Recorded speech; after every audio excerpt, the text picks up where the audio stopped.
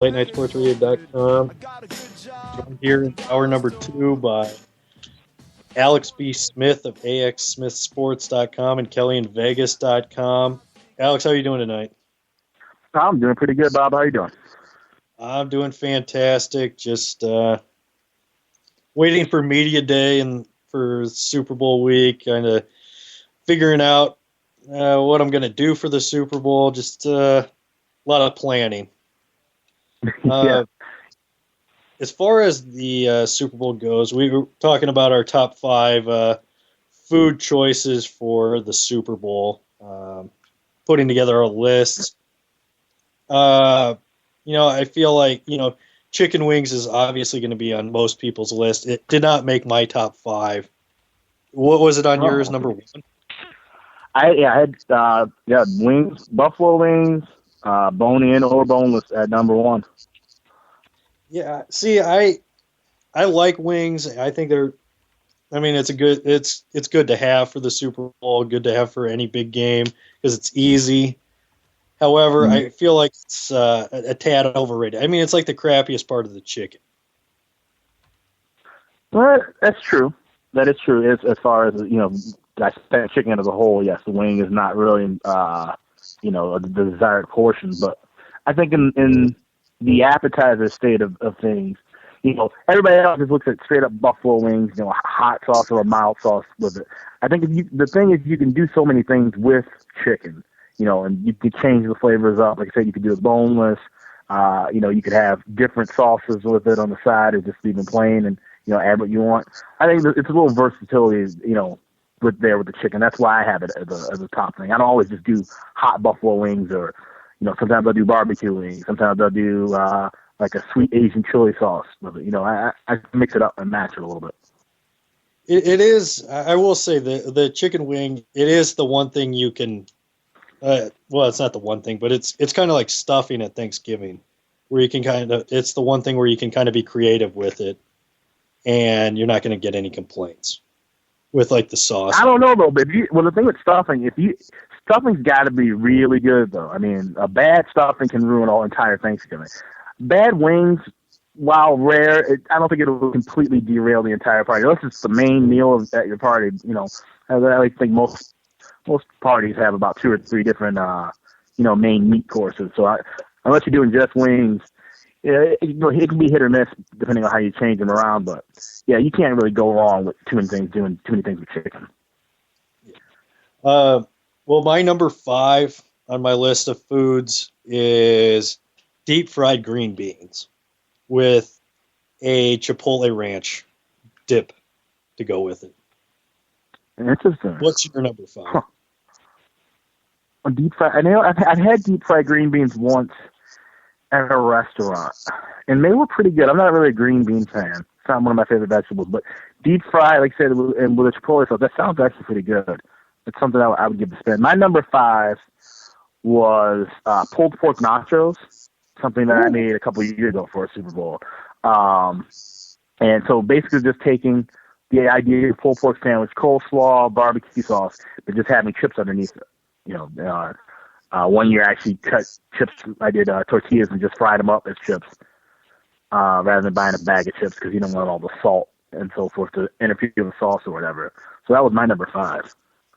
That sounds really good. Yeah, the pulled pork. You said you added what was it? Coleslaw on top. That I think that's key. Yeah, getting a little bit of the creamy, crunchy, and at least you feel like you're eating a tad healthier with it because you got a vegetable in there. Right. Yeah. Well, 2 vegetables because I do my coleslaw with carrots and cabbage. So. Yeah, that's a good call for number 5. My number 4 is deep fried macaroni and cheese bites. I just heard somebody talk about that the other day. I'm not a macaroni and cheese fan. I know it's weird. I have a thing with pasta. Everybody knows this. But somebody was telling me about it the other day how this has become like a really big thing all of a sudden now, deep frying macaroni and cheese. And I think they do it on a stick up here in Minnesota for the state fair. Somebody was also telling me that. So I could see where that would be interesting. I know a lot of people who enjoy mac and cheese, so that'd be a fun way to kind of put a spin on it. Yeah, Let's see. it's a nice touch. I mean, it has to be done right. It can easily be messed up, but if you can do it right, it's definitely worth it. Now, do you bake your mac and cheese? Like, is that the way you do it? You know, kind of bake it and stack it like a lasagna style, and then once you finish that, you bread it, or how exactly you go about it? What I have done when I've done it is I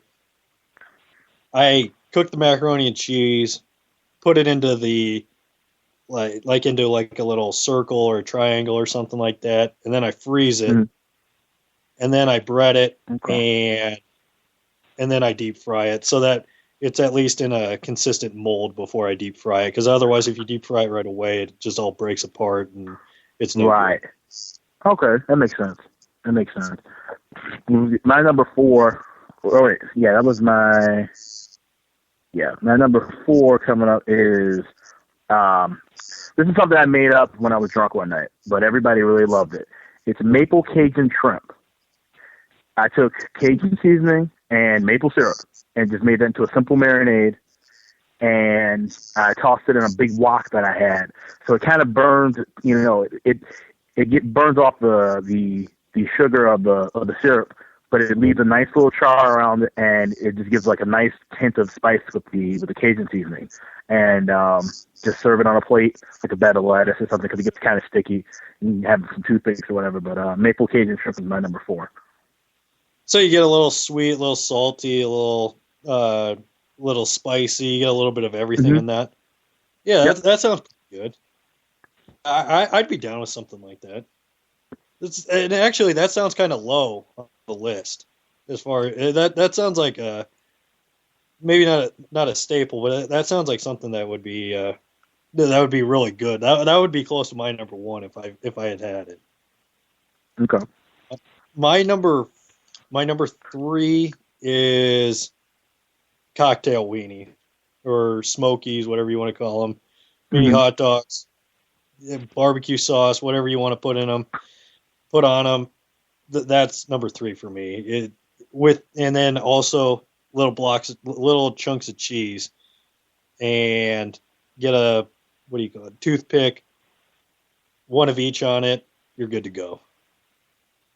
Okay, that's solid. Let's see. My next one up is I did this for a party about 3 or 4 years ago. I can't remember what party it was. It wasn't a Super Bowl party, but I did 3 different types of meatballs.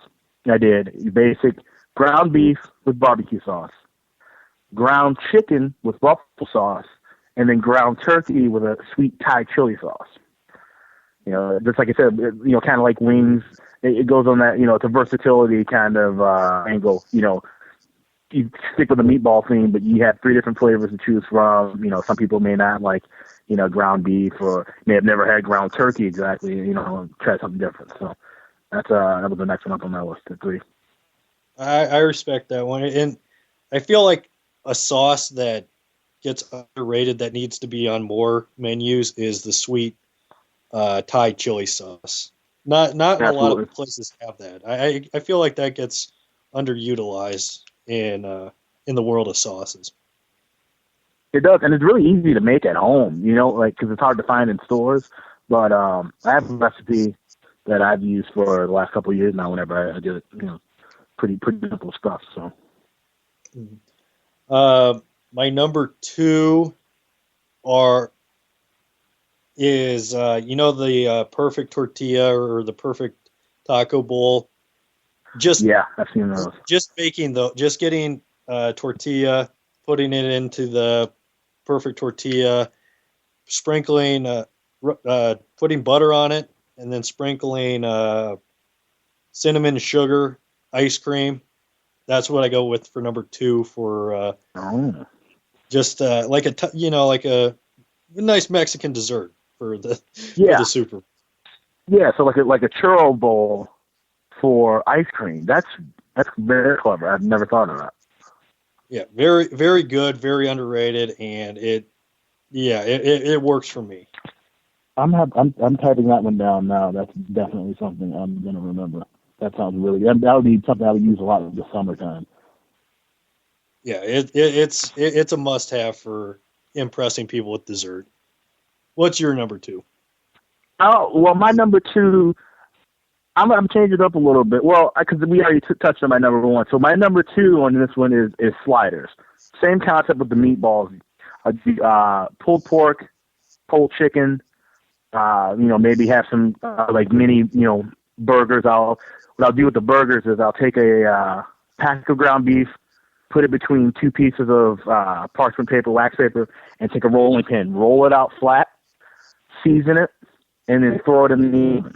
Let it cook on one side, then cut it in squares or whatever shapes I'm going to do, and then fry it on the stove, and then serve them up. So that's my quick way of doing mini burgers for a big party. So that's my number 2, is sliders. Okay. Yeah, I think sliders, it's kind of like the Smokies. I mean, with burgers, I feel like with the Super Bowl, when people do burgers or steak, they're making a mistake. It's just too big. You need a lot. It's all about finger foods. It's all about, small things, and then keeping it simple. Not keeping it simple, but impressing people with what you can do with, a little. Yeah, and like you said, and you're busy watching the game, you're moving around. You're even busy watching the commercial, so you want to kind of be, stationary the way you are. And more than likely you're having a beverage in your hands. You don't want to be, like I said, cutting a whole bunch of different things like a steak or whatever. You just kind of want to keep it light and keep it simple, and you go back for seconds at halftime or so forth. So, yeah, we're on the same page with the premise of, as a whole, what to serve for a Super Bowl. And my number 1 is Frito pie. Fritos, chili, nacho cheese, shredded cheese on top. I don't think you can go wrong with that combination. I mean, you're probably going to want to do it between quarters or at halftime. You're going to want to put it together at those times, but I think that's my number 1 favorite thing that people put on the menu. That's solid. That's something I haven't seen too many people do at a party. I've had it at a dinner party, but not for a bigger occasion. But that's something definitely worth looking at. You mentioned the churro bowl with a dessert. I don't really do a whole lot of desserts with my parties, but every year, and people request them all the time, I do Jello shots. So I guess that would kind of be I go by team color or whoever's in the Super Bowl. So this year I'll go Patriots.